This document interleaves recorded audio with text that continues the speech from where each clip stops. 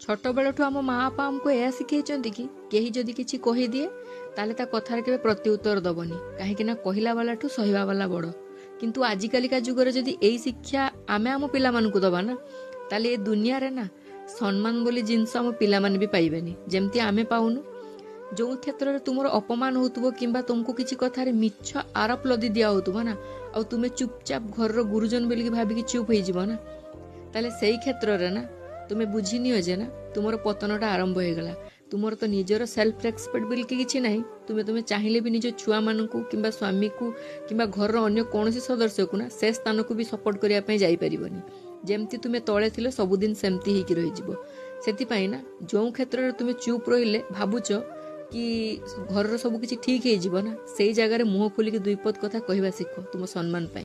छोट बेलू आम माँ बापा आमको यह शिखई कि कहीं जदि किसी कहीदिए ताले ता कथार के प्रत्युत्तर दबनी कहीं कहला वाला ठू सहिबा वाला बड़। किंतु आजिकालिका जुगर जदि यही शिक्षा आमे आम पिला मानकु दबा ना ताले ए दुनिया रे ना सम्मान बोली जिनस आम पिला माने भी पाइबेनी जेमती आमे पाउनु।